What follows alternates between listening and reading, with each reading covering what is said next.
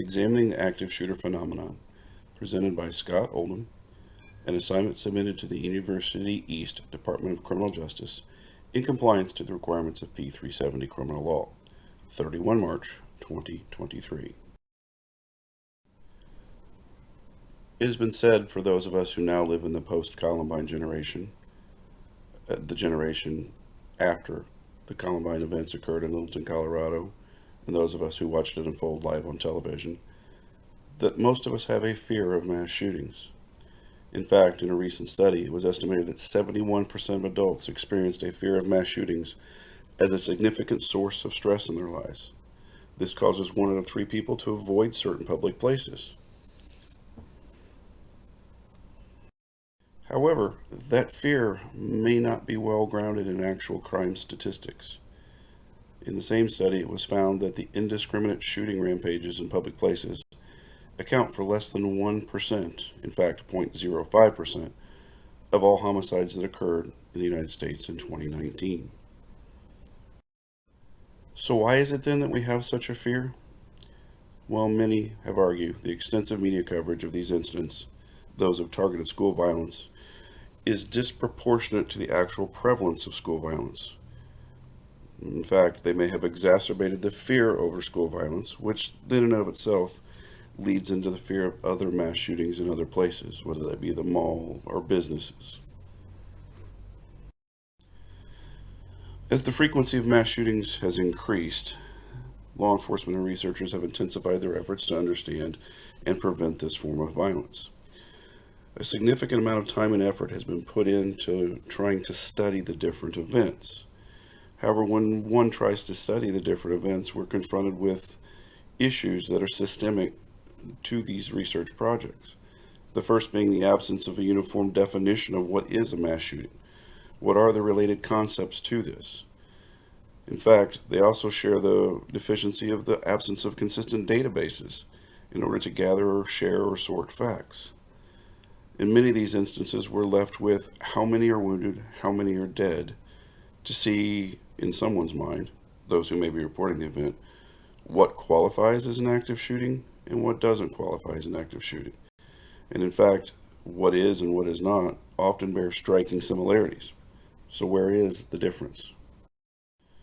The National Institute of Justice, commonly referred to as the NIJ, began to systematically review the available literature from the period of 1997 to 2016. This effort encompassed 44 research studies. The results after the review of these studies is that the scholarship has been hampered by a lack of agreement on definitions of critical terms, such as mass shootings and mass murders, and by the absence of consistent sources of data on mass shootings. The literature does not define what a mass shooting is consistently. Again, we're looking at people trying to quantify different types of crimes or criminal events and essentially pigeonhole them into, are they active shooters or are they not active shooters? This leads to confusion not amongst researchers, but also amongst the public as a whole. When the NIJ did their study, they looked at a wide variety of studies, as already been mentioned. They do bear some commonalities. The most common definition of a mass shooting is where 4 or more victims are killed with a firearm in a public place. This accounted for 48% of the 44 which they studied.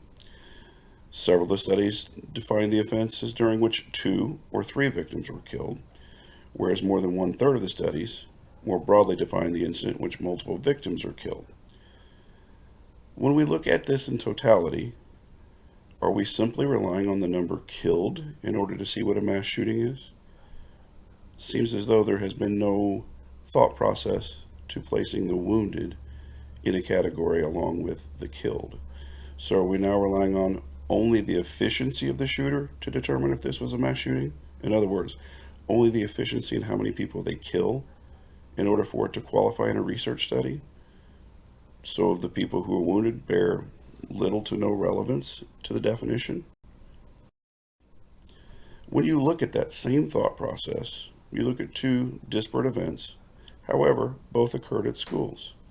The first in Chicago, where 2 teens are killed and 2 others are wounded, outside of a shooting at Benito Juarez High School, did not qualify as an active shooter. did not make the national news, did not find its way into any of the research studies.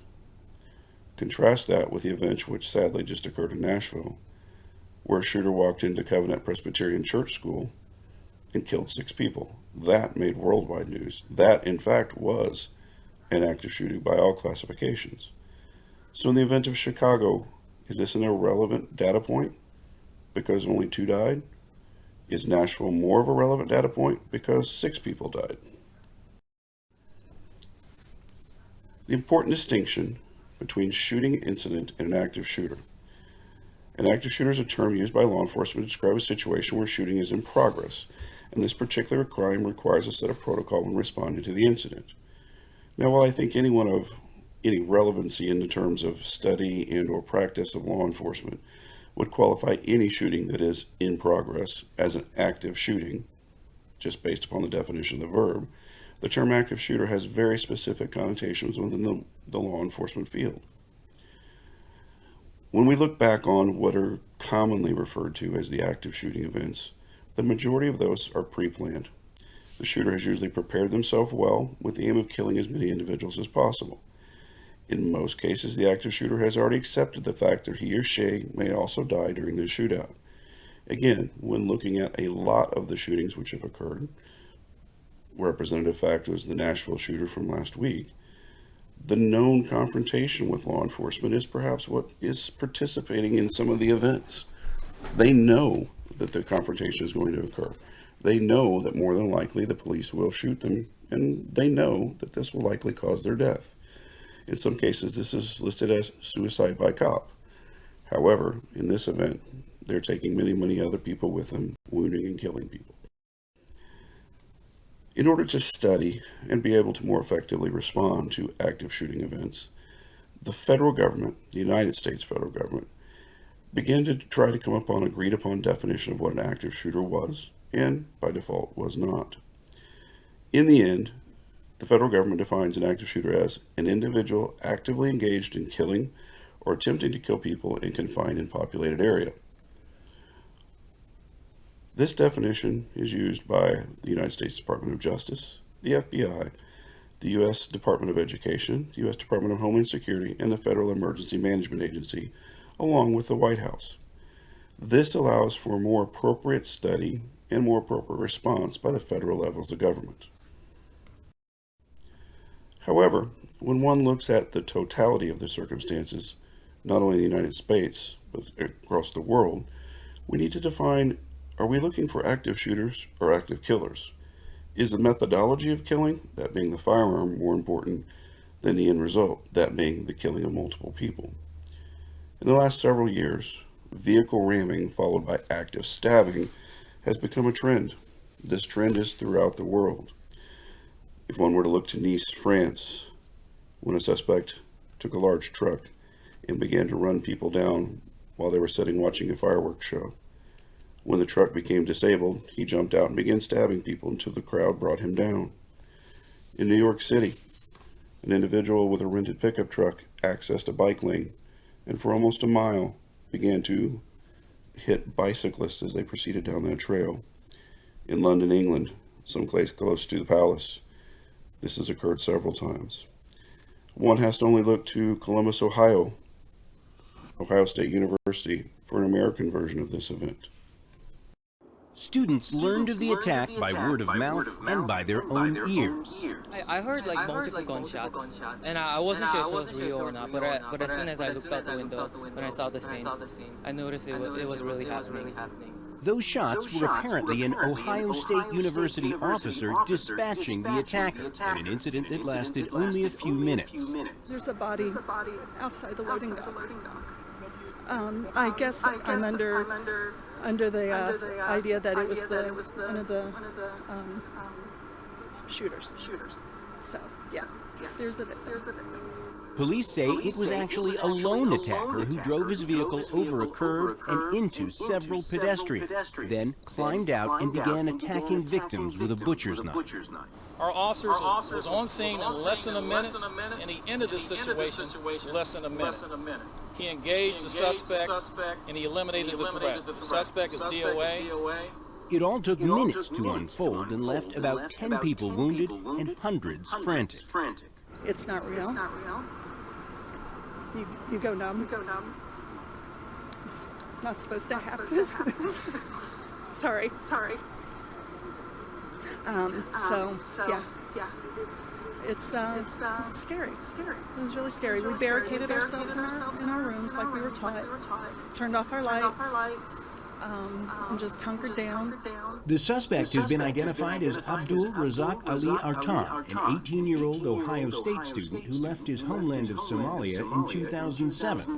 Authorities say he had been living in the U.S. as a permanent resident legally. John Hendren, Al Jazeera. When one looks at this video, one must again come back to the conclusion that most of the American public may very well be focused on methodology, in that you heard the lady who gets interviewed state that there is a body, and she believes it's one of the, in quotes, shooters, end quote. In fact, from this episode, there are no shooters other than the Ohio State police officer. In fact, this was an individual with a knife who had already rammed a crowd of individuals waiting on a bus. So are we more focused on the methodology, or are we more focused on the outcome? In some cases, the two are beginning to blur the lines. The New York City Police Department, in combination with several federal agencies, including the United States Secret Service, has done several studies over the years. In a 2023 study that encompassed data from other studies as well, they've been able to develop a profile of what an active killer actually looks like. Most often, in fact, a high percentage, are males. Acting alone, their most average age is what's defined as the combat or military age male, meaning late teens to the mid-40s. Many have produced manifestos or left Facebook or other social media related writings and videos detailing their intent. Again, very similar to what just occurred in Nashville. Most do not have diagnosed mental illnesses prior to the start of their rampage. However, recent studies have also concluded that approximately 25% of mass murderers have exhibited a mental illness, but most had not appeared on the radar of either the mental health or law enforcement systems prior to this fact. While I think all of us can agree that anyone who would commit a mass murder, or even a murder to that degree, has a certain mental illness or is displaying tendencies of mental illnesses, most are simply not diagnosed or have not gotten on the radar of any of the authorities. In fact, Federal Bureau of Investigation, who studied 63 active shooter instances that took place between 2000 and 2013, also correlated that approximately 25% of the shooters were known to have been diagnosed with a mental illness prior to committing the offense. In the same NYPD study, if one were to look at age, one would see that between 15 to 19 and 40 to 44 are the largest spikes of offenders as far as age groups. Again, please remember that most often all of these individuals were male. You will also denote in this slide where there are colored areas which denote where the offense occurred. Open commercial buildings, open buildings, office buildings, factory, warehouse, schools. And in the 15 to 19 group, you see predominantly the school is where these offenses take place, or educational settings. Again, where do these individuals of this age group spend most of their time? Where is their quote-unquote life taking place? It's taking place in the school, where their social life, their professional life is taking place. In the 40 to 44-year-old age group, you see again, mostly men, almost broken out in a pattern where everything is equal except for the school. So you have open commercial buildings, open office buildings, factory and warehouses, and others. That would be someplace like an open street, or an intersection, or a soccer stadium, or something to that degree. When you look at both sets, this tends to be a time in a man's life where they're under a great deal of stress, when they potentially begin to lose hope for the future. Continuing with the NYPD study, probably the most important thing that comes from that study is how the events end. In 46% of the events, lethal force is required to be applied by either the police, bystanders, or victims prior to the event ending. In 40%, the suspect commits suicide, usually after being pressed upon by the police or being wounded. 14% in the suspect surrender, again, usually once they're injured or wounded. Less than 1% of the events, in this case 1 out of 200 events they studied during this portion of their study, did the individual who commits the crime attempt to leave the scene. This makes this slide not only important, but imperative for everyone to understand. For those who study active shooting events and who study the events with an aim toward trying to improve public safety, one simply looks at this slide and can tell that geographically active shooting events do not leave the area where they begin. Meaning, if this starts in a building, it will more likely than not finish in the building because the suspect does not try and leave. He does not try and flee. So, when one looks at survival from an active shooting event, it's fairly easy to determine that if you can remove yourself from the area where the event is taking place, in other words, if you can get out of the building by any stretch, by any imagination, by any method, your survival is greatly enhanced.